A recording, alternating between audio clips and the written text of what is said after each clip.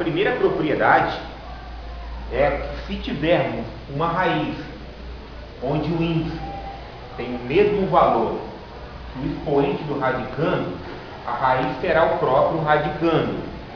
Ou seja, a raiz cúbica de 5 elevado ao cubo teremos como resultado o 5.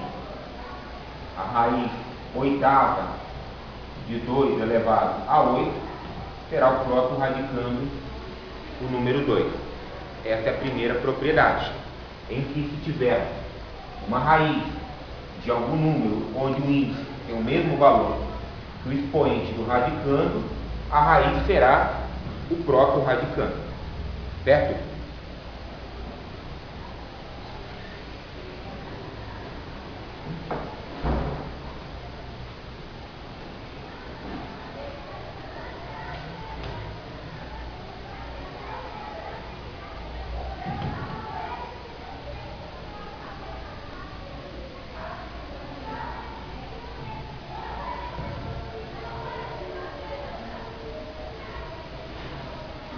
A segunda propriedade, ela tem uma característica maior para simplificação de expressões, que na verdade funciona assim: se tivermos uma raiz de determinado número em que o índice não é o mesmo que o radical, mas ambos são múltiplos de um mesmo valor, nós podemos simplificá-los por este mesmo valor.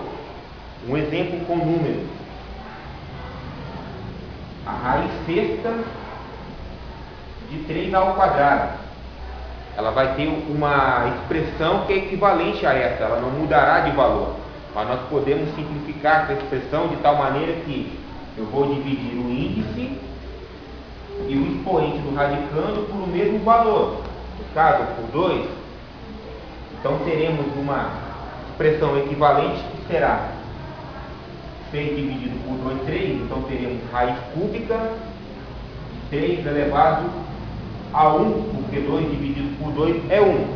Neste caso, nem sempre utilizamos o número 1. Mas, um exemplo, se tivermos a raiz 18, um índice grande, só para ter como exemplo, de 5 elevado a 4, nós podemos criar uma expressão equivalente apenas simplificando tanto o índice como o expoente do radicando. Basta dividir os dois ao mesmo tempo por um mesmo valor comum. Então teremos como equação equivalente 18 dividido por 2 dará 9, raiz nona, 4 dividido por 2 dará 2. Então essa propriedade ela tem a função de simplificação. Se tivermos uma raiz em que o índice é diferente do expoente do radicando, mas que ambos são múltiplos do mesmo valor, nós podemos simplificar ambos por o mesmo valor que teremos uma raiz equivalente. Ok?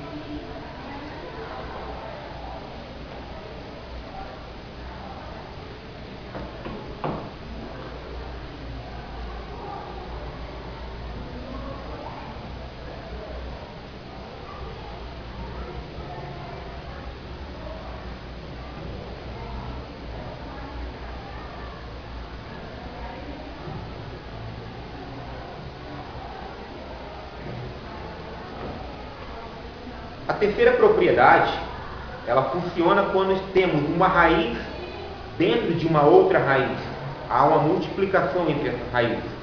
Caso isso ocorra, como temos, por exemplo, uma raiz n, e dentro dessa raiz n tem uma raiz n de a, então podemos pegar os dois índices e multiplicarmos, transformando em um único radical. Muito simples. Se tivermos, por exemplo, a raiz cúbica da raiz quadrada de 2, colocamos tudo em apenas um radical. Então multiplicaremos os índices, 3 vezes 2, então teremos a raiz sexta de 2. Ou seja, uma raiz dentro de uma outra raiz, nós multiplicaremos os dois índices radicando em apenas um único radical. Ok, gente?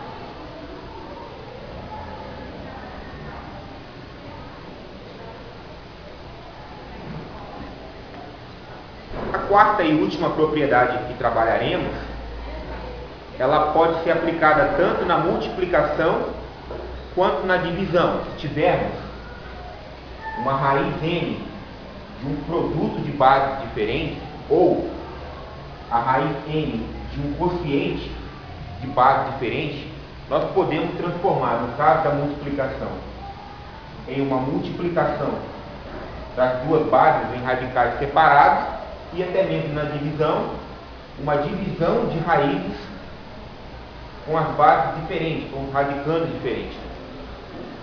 Veremos como funciona na prática.